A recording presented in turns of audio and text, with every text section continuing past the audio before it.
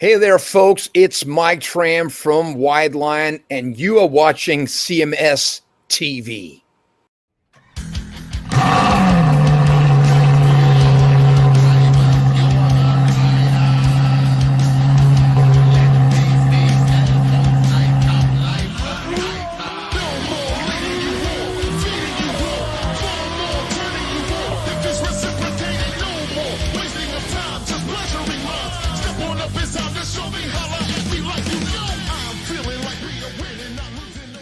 Ladies and gentlemen, welcome to The Car, the classic album review, the podcast where we dive deep into the albums that shaped the rock and roll landscape.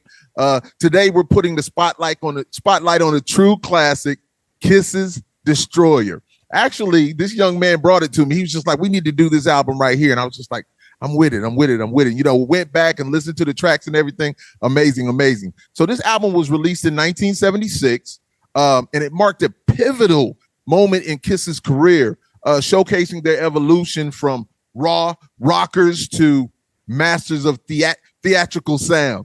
Yes, indeed. So with iconic tracks like Detroit Rock City, and that's what's playing back there right now, Detroit Rock City and Beth, this album cemented Kiss's status as rock royalty.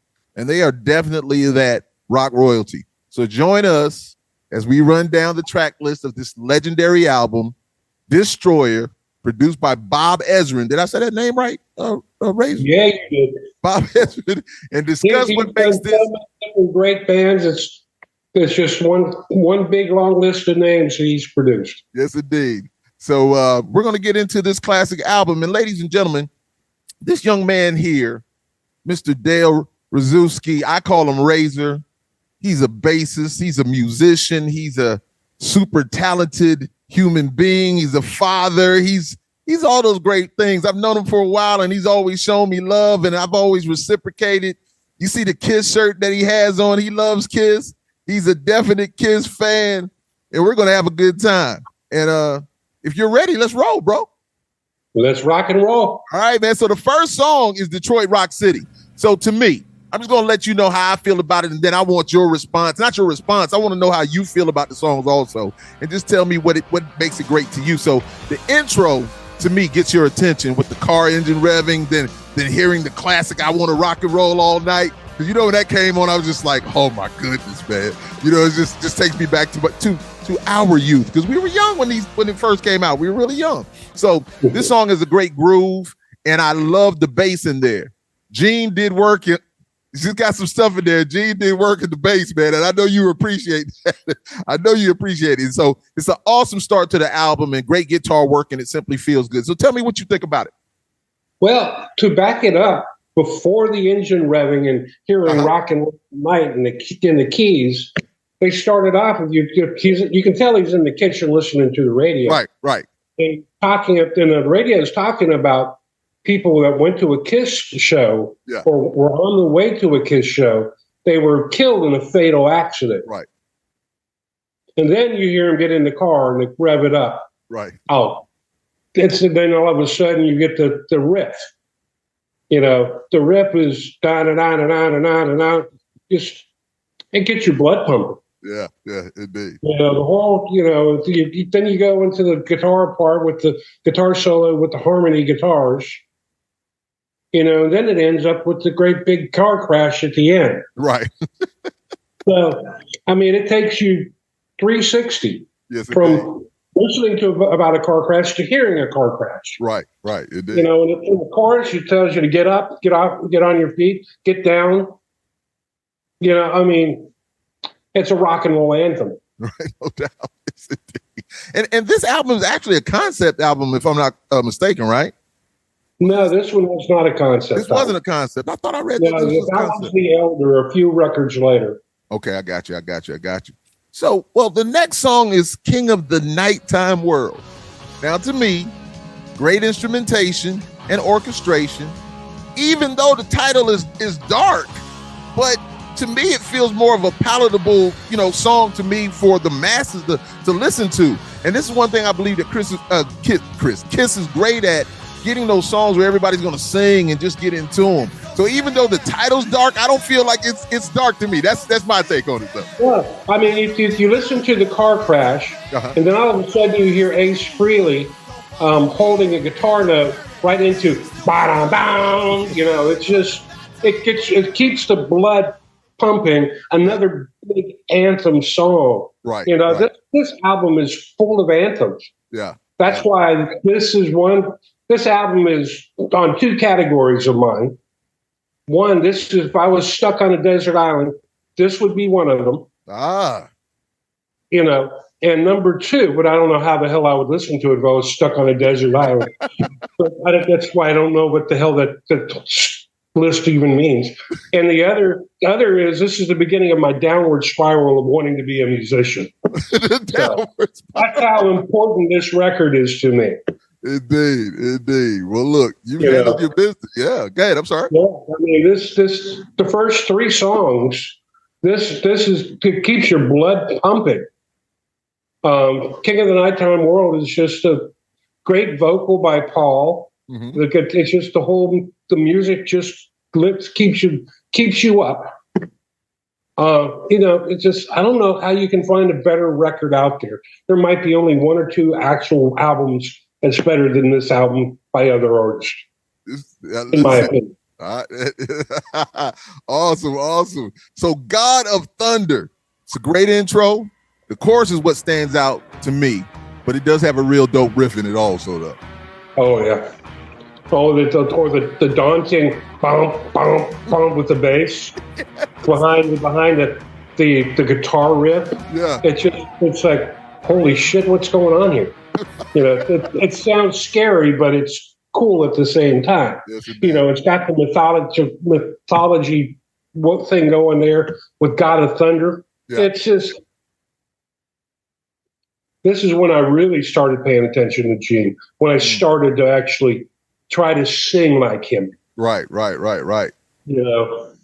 So it's and play bass like him. So I mean, this is a big one. Yeah. So was it Gene that really got you to want to play bass? It was. Yeah. It really was. I grew up in a really musical household. Mm-hmm. My first album I ever bought was a Black Sabbath album. Right. Back in '72, mm-hmm. when it came out. Right. I wasn't even 10 years old when that album. Yeah, man, indeed. And then this came out when I was 13. Right. I remember this album, before this album, or right at the beginning of the time when this album came out and Beth was starting to hit the charts, they were on the Paul Lynde Halloween special. Mm-hmm. And me and about four other guys that lived in my neighborhood came over to my house because we had one of those giant console televisions. Right. That had the speakers and had the stereo in it, yeah.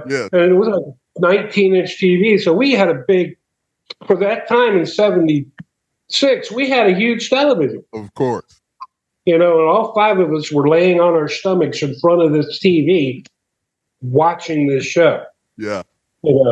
And it just, and they ended the last song they played that night was, they played Kiss and they played Detroit Rock City. Yeah. And that was like, okay, I want to be that guy. I want to do that. Awesome. A lot of people older than me or you and I have Beatle moments. I have a Kiss moment. Yeah, Kiss moment. Now, Kiss was big when we were young, man. There's no doubt. Kiss was right. They were definitely it, man. And so the next one, Great Expectations. So the lyrics make me smile as I just listen again. I just laugh, and I was just like, man, this is wild. So you see, so when he said, you see my fingers and what they do, and you wish they were doing it to you, and I was just like, man, back then the groupie love had to be crazy.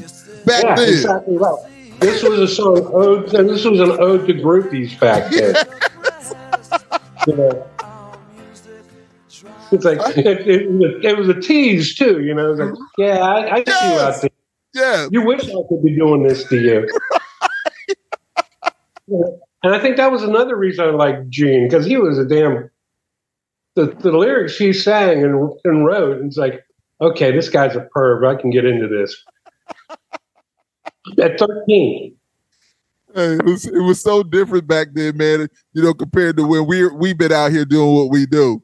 Back then, man, you know, with them being at that level also. And when you look at the you know, the people out here in the crowd, and then you see some of the women out there and stuff like that, but you know, it was just bananas, man. You know, yeah. And of course we know that Gene's a wild boy. Yeah. Him and Paul, Gene said he slept with like 6,000 women. Wow.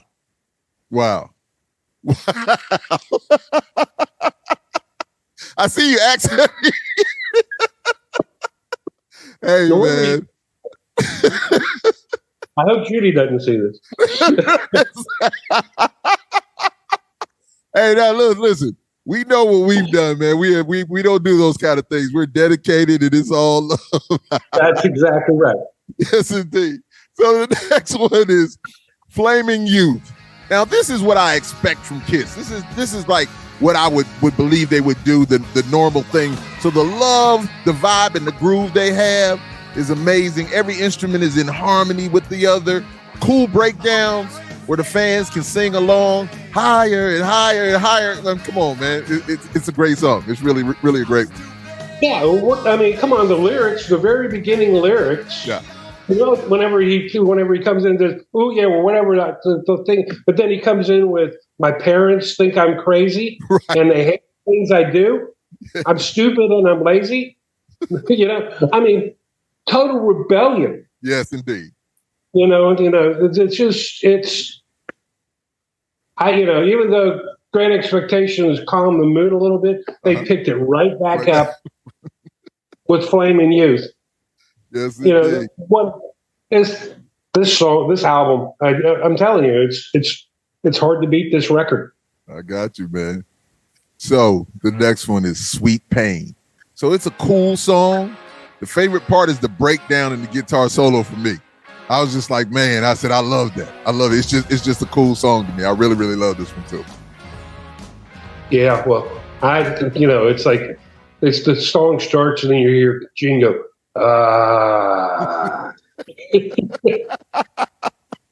you know, in the chorus, "Sweet Pain, my love is driving you insane." Yeah, sweet pain. Yeah, I mean, I love this band. Yes, indeed. You know, that's why I started really wanting to. I started singing like him more because, and I really wish I wouldn't have done that because it kind of hurt my voice a little bit. You know, because I actually did have a nice, beautiful, clean voice, but now whenever, you know, it's because I have that, whenever I go to get into playing live and I start really getting into it, Gene comes out. Gene comes out. The growl. Gene Simmons effect. Yeah, I mean, you get the Gene Simmons effect. It's like. So, well, let me ask you this. Who did you like better as a singer? I loved all the Gene. I tell you, I'm a Gene guy. I like all the Gene songs better than I like Paul. Right. But I will tell you that, in my opinion, there was nobody better to front that band than Paul Stanley. Got you. You know, and if he wouldn't have been playing guitar and just been a lead singer, David Lee Roth wishes he was Paul Stanley. Right. He is the ultimate front man. But I like the Gene, you know, I like the Gene songs better. Yeah, I got it. Just got that attitude. So, Shout It Out Loud. Now, of course, this is my favorite song on the album. This is for the fans. Awesomeness. This song feels so full, and once again, the breakdown is amazing. And so, Shout It Out Loud is a winner, no doubt. Just them, everybody's just screaming that. It's just a beautiful thing. The ultimate party song. Yes. This is nothing but a big anthem party song. Yes, indeed. You know, all the parties I went to back then, we always played this song. You know, I never played this song in a band, which is really disappointing. Really? I never played this song in a band. But this song is definitely one of the biggest party songs, in my opinion, that Kiss put out. No doubt. So you say you haven't played this song. What other songs have you played of Kiss? Well, they're mostly Gene songs. Okay. I mean, I did Cold Gin. I did Strutter. No, not Strutter. I did Deuce. Mm-hmm. I've done Dr. Love. Dr. Love, yeah. I've done. I was wanting to do King of the off of the Elder. There's a song called World Without Heroes, and that's when I knew Kiss was coming back. Hearing that song, I did.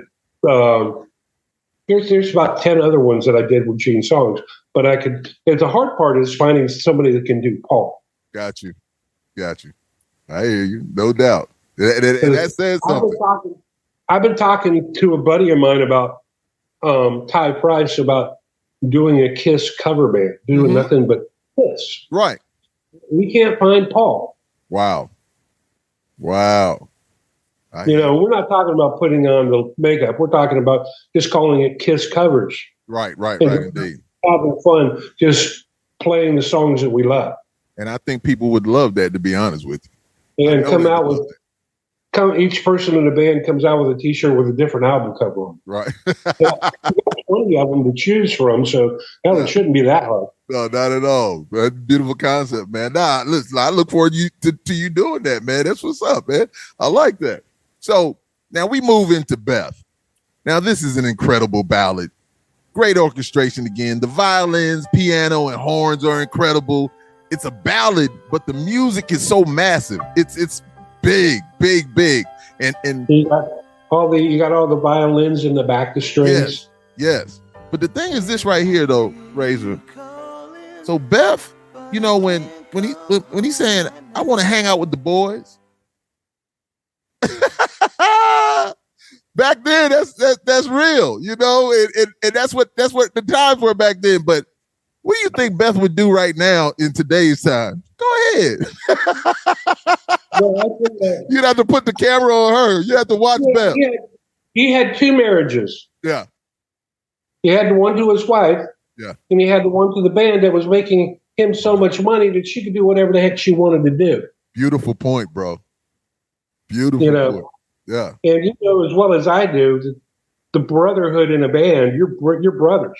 Right. Indeed. And when you fight, when you fight within the band, God, I know this, it hurts. Yes, indeed. Because you're yelling at somebody that's like your wife. Right. Basically. Indeed. Because you're married to the band concept. Yes, indeed. Yeah, and I think, but this song was written probably 5 or 6 years before he was in Kiss. He was in another band and they wrote this song, and he was the primary writer, and he brought it to Kiss. Right. And it was actually, it wasn't called Beth at the time. Mm-hmm. And everybody knows his wife's name is at the time was named Linda. Mm-hmm. But it was, I can't remember what it was another woman's name, but it was from him, and he wrote this song with some other bandmates from before Kiss. Got you. It was just laying around, and he brought it to the band. Well, it's one of their big ones, man. It got him. It got him, man. Yeah. No doubt. Yeah, it got him. Got people to listen to him that wouldn't normally listen to a bunch of guys in makeup. Yeah, because the music, it wasn't all just about like the guitars, and it was about all of those other instruments in there that made it was just different. You look at all the other things, and then this one has all of those other elements in it, and it just makes it a beautiful song. It really is. Right. And then the lyrics complement that music so well, man. It's just a beautiful thing. It touches. It's an amazing song. Yeah, it touches the young ladies. They were like, yeah. Because they were going through those things, but but once again, being in the band, and doing your thing, and women got to understand it, and I guess the men have to understand it too, if it's just like he said, the boys are calling, what can I do? Right. And listen, I can remember those days like, yo, I'm going to hang out and do this. And what's this? You're going where? How long are you going to be gone? We're going to the studio. We're going to record a song. How long is that going to take? I don't know, an hour or two. Then, it's 7, 8 hours down the road. Why did you tell me this? So you know what? I stopped saying it. I don't know when I'll be back, but I'll be back. I'll be back when I'm back. It's the music, man. Married to the music. Music, as my wife, I told her, I said, music is my life. Music is my wife. Love her, And I was like, it's just what it is. She didn't come before you, but I love her a whole lot. Right. Yes, indeed. So, do you love me? Now. Yes, I do. I love you too, bro. I took you by one, didn't I? What a question in this whole song. So I feel they're just letting the women know that they understand what the game is, Right. and how truly difficult it must be. I mean, we even understand how difficult is it to really find somebody that really loves you and cares about you and loves you for you and not all the other, stuff that's going on. And them being at that level is wildness. All of these people, all these different cities, every show, you're seeing a beautiful face, beautiful body, a beautiful whatever. But right. What it is, though, is who's that one with that mind that you can make love to? Somebody that can make love to your mind and more than just, a physical thing. So, yeah, man. Also is he's letting his woman know that this is what goes on. Right.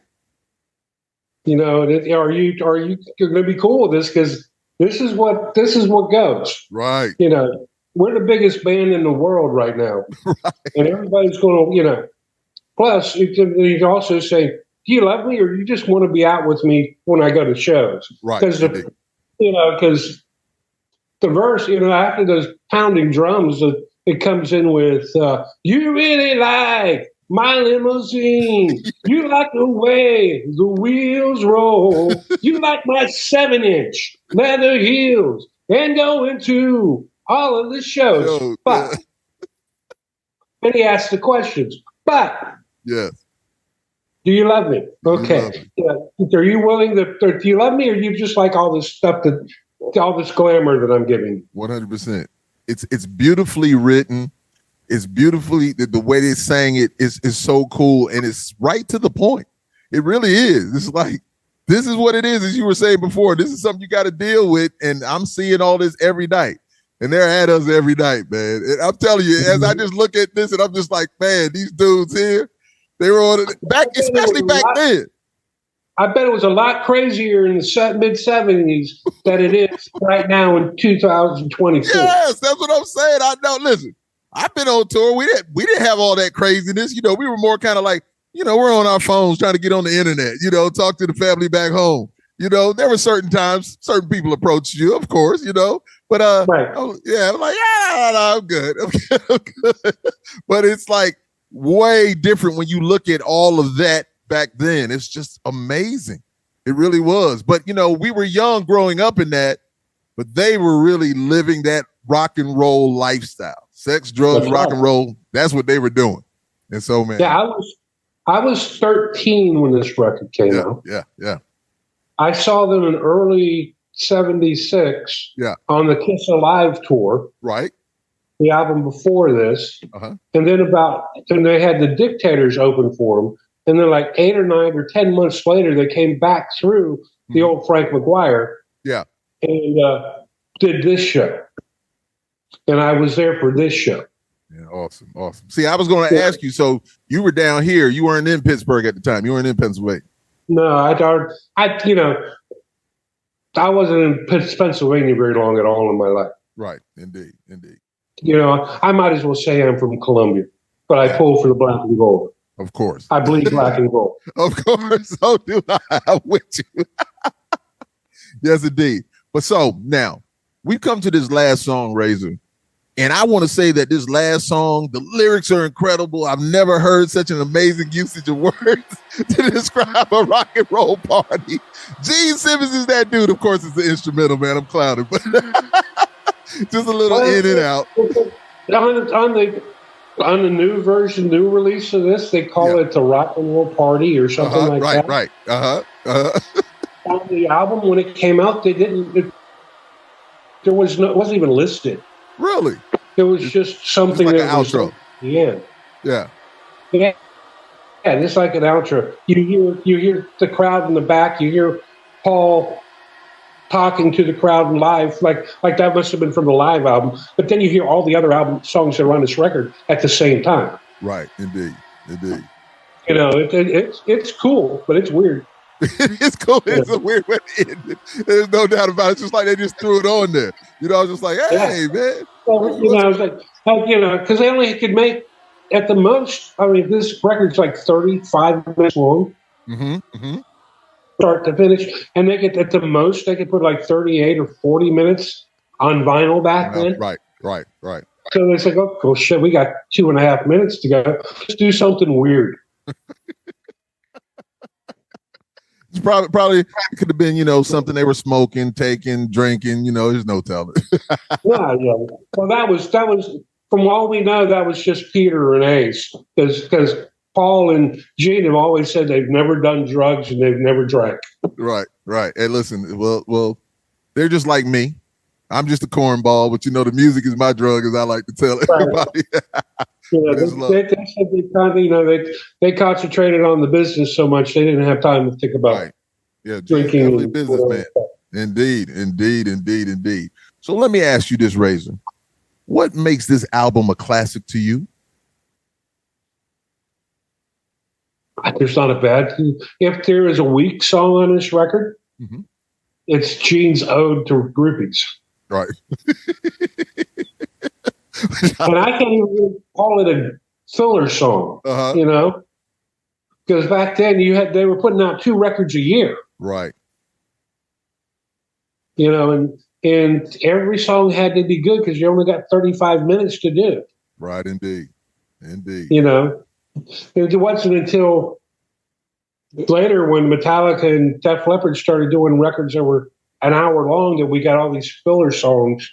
Yeah. Because all of a sudden there were 16 songs. Who writes 16 really good songs? Yeah.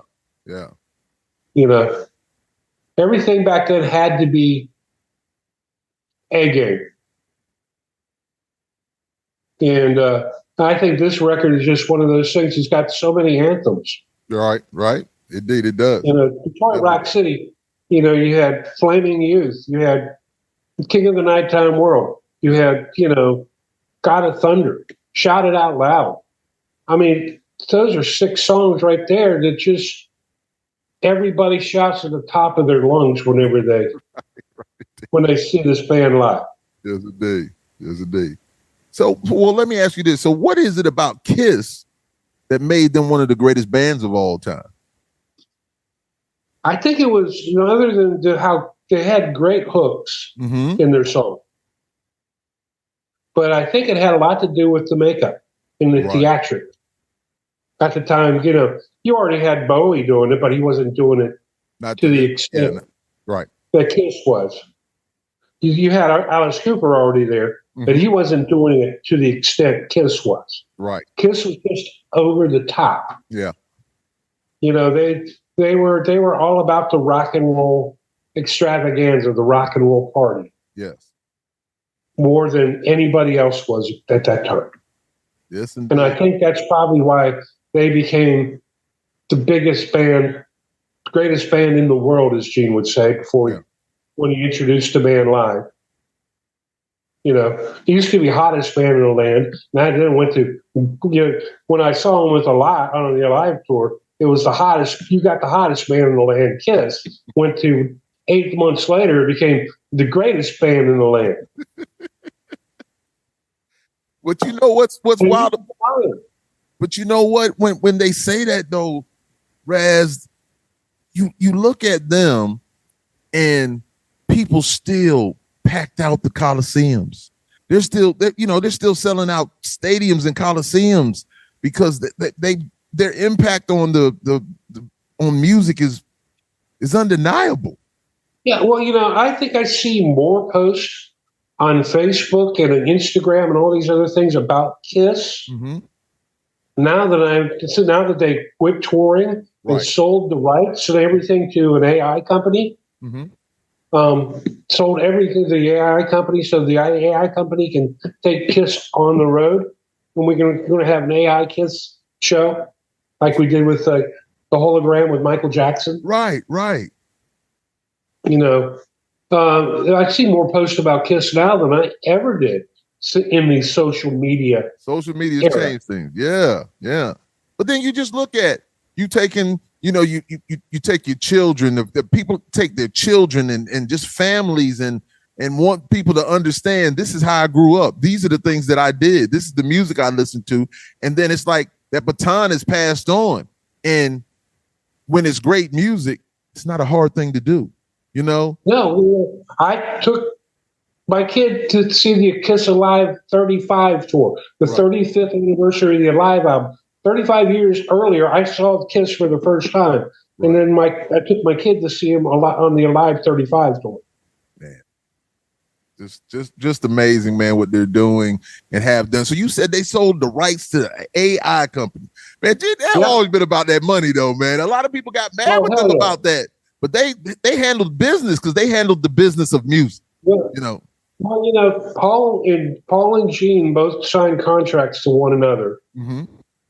That for every dollar they make, every dollar Gene makes, Paul gets 50 cents of it.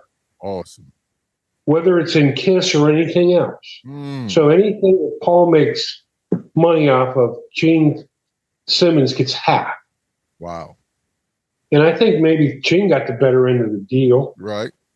Because, Paul is a great artist and has sold many art paintings and stuff for thousands and thousands of dollars because he was in Kiss. And what does Gene do other than sit back and figure out, okay, I'm going to get Hello Kitty to put the four faces on their dolls.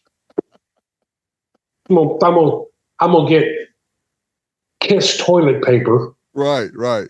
He just sits back and thinks, what the hell can I get all these people that love me so much to give me money for?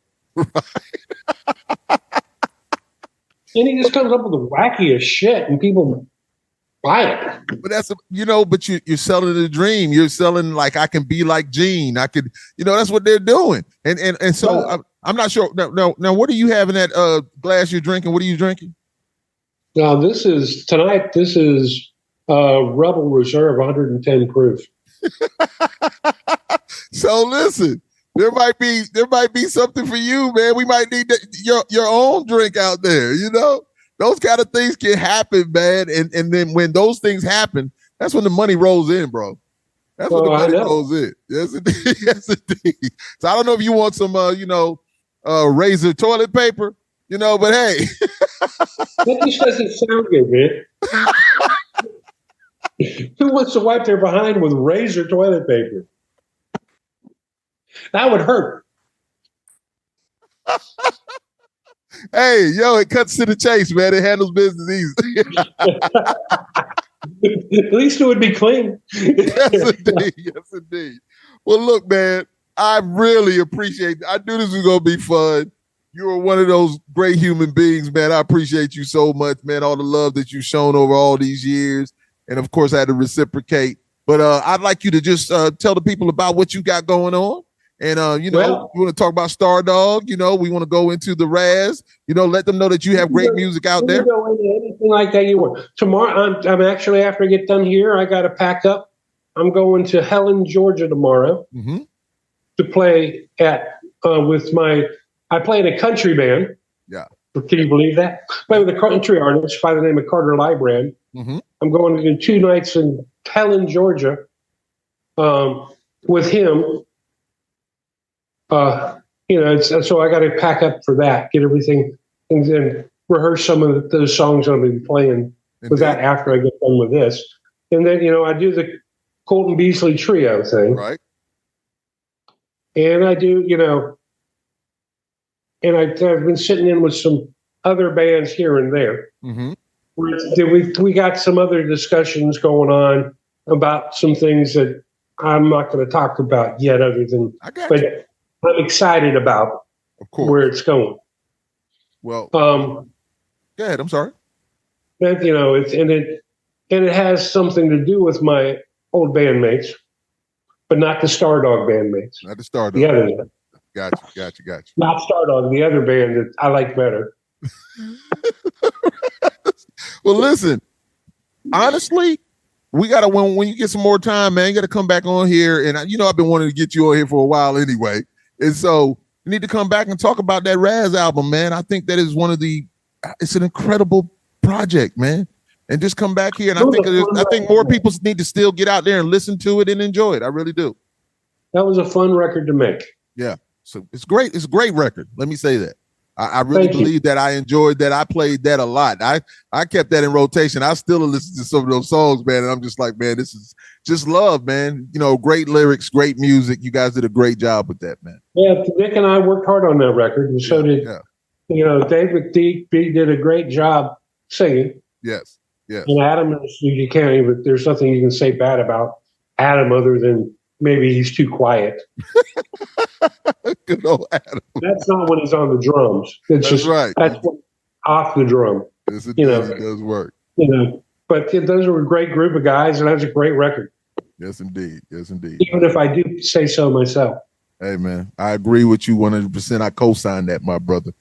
Well, I just want to once again thank you very, very much for being here and taking time out of your busy schedule to hang out with your boy. But it's all love, man. I love you, my brother. Thank you very, very much. For you, my brother. Hey, man, and you tell Judy you still can't walk by her gate. You understand? Let her know it's all love. Hug her for me, man. And I just really appreciate you, bro. No, I'll make sure my woman knows that. My woman, indeed. So, ladies and gentlemen, once again, you are riding in the car. The classic album review, yes, indeed, of the amazing album Destroyer by Kiss with my amazing guest host. I call him Razor, Mr. Dale Razewski, that guy, that bass player, that musician. Man, we just had a great time, and I pray that you guys really enjoyed the show. So take care of yourself, and as I always like to say, more love, less hate.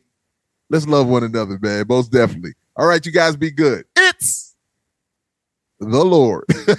Nelson, that is. All right, man, be good. Appreciate you, my brother. All right, man. All Talk to you soon. Yes, indeed. Peace. Music is my life. Music is my wife. Music is my life. Music is my wife. Music is my life. Music is my wife. Music is my life. Music is my wife. Many won't understand, but I really don't give a damn. Many won't understand, but I really don't give a damn. Many won't understand, but I really don't give a damn. Many won't understand, but I really don't give a damn.